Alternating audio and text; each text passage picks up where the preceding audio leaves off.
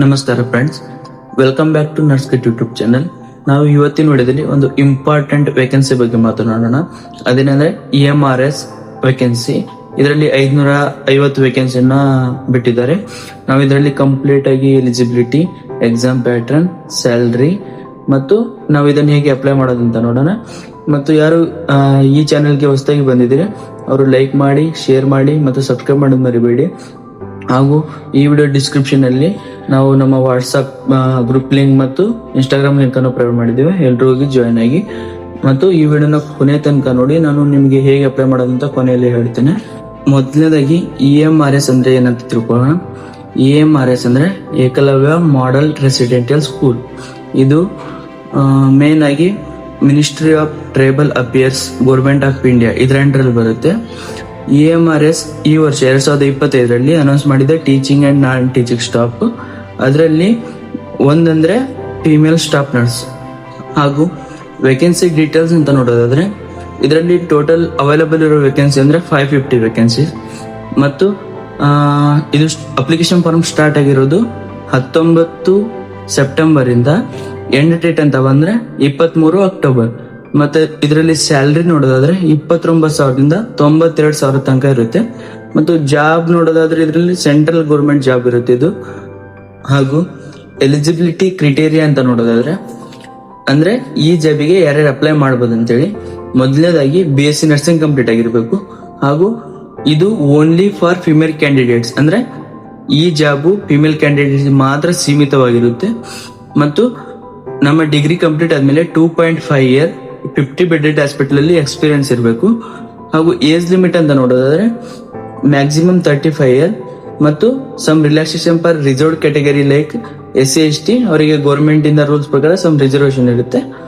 ಹಾಗೂ selection process ಅಂತ ನೋಡೋದಾದ್ರೆ ಇದು 3 ಸ್ಟೆಪ್ ಅಲ್ಲಿ ಇರುತ್ತೆ. ಸ್ಕ್ರೀನಿಂಗ್ ಟೆಸ್ಟ್, ಮೇನ್ಸ್ ಎಕ್ಸಾಮ್ ಮತ್ತು ಡಾಕ್ಯುಮೆಂಟ್ ವೆರಿಫಿಕೇಶನ್. ಮೊದಲನೇದಾಗಿ ನೋಡೋದಾದ್ರೆ ಸ್ಕ್ರೀನಿಂಗ್ ಟೆಸ್ಟ್ ಅಂದ್ರೆ ಕ್ವಾಲಿಫೈಯಿಂಗ್ ಎಕ್ಸಾಮ್.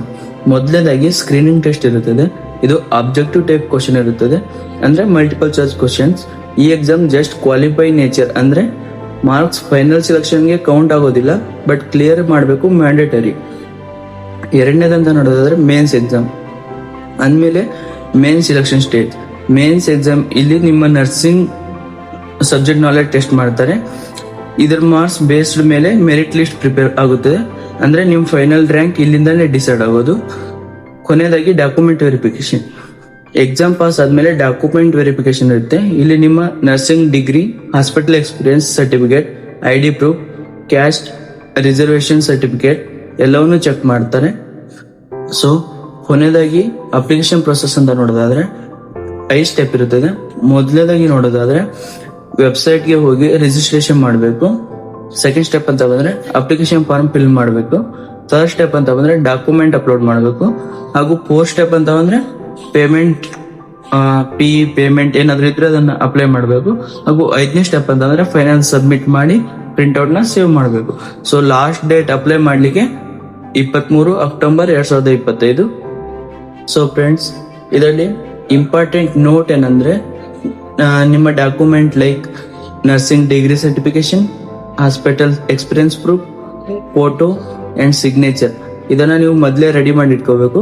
ಮತ್ತು ಆಫೀಸಿಯಲ್ ವೆಬ್ಸೈಟ್ ನ ಚೆಕ್ ಮಾಡ್ತಿರ್ಬೇಕು. ಯಾವ್ದಾದ್ರು ಅಪ್ಡೇಟ್ ಆಗಲಿ, ಅಡ್ಮಿಟ್ ಕಾರ್ಡ್ ಡೌನ್ಲೋಡಿಗೆ, ಎಕ್ಸಾಮ್ ಡೇಟ್, ಸಿಲೆಬಸ್ಗೋಸ್ಕರ ನೀವು ವೆಬ್ಸೈಟ್ ನ ಚೆಕ್ ಮಾಡ್ಕೊಂತ ಇರ್ಬೇಕು. ಸೊ ಫ್ರೆಂಡ್ಸ್, ಇದೊಂದು ಗೋಲ್ಡನ್ ಅಪರ್ಚುನಿಟಿ ಯಾರ್ಯಾರಿಗೆ ಸೆಂಟ್ರಲ್ ಗೌರ್ಮೆಂಟ್ ಜಾಬ್ ತಗೋಬೇಕಂತ ಆಸೆ ಇರುತ್ತವರಿಗೆ. ಮತ್ತು ಯಾರು ಮಿಸ್ ಮಾಡ್ಲಿಕ್ಕೆ ಹೋಗಬೇಡಿ, ಗ್ರಾಜುಯೇಟ್ಸ್ ಎಲ್ಲರೂ ಅಪ್ಲೈ ಮಾಡಿ. ಮತ್ತು ಈ ವಿಡಿಯೋ ನಿಮಗೆ ಹೆಲ್ಪ್ಫುಲ್ ಅನ್ಸಿದ್ರೆ ಲೈಕ್ ಮಾಡಿ, ಶೇರ್ ಮಾಡಿ, ಸಬ್ಸ್ಕ್ರೈಬ್ ಮಾಡೋದು ಮರಿಬೇಡಿ. ಮತ್ತೆ ನೆಕ್ಸ್ಟ್ ವಿಡಿಯೋದಲ್ಲಿ ಸಿಗುವ.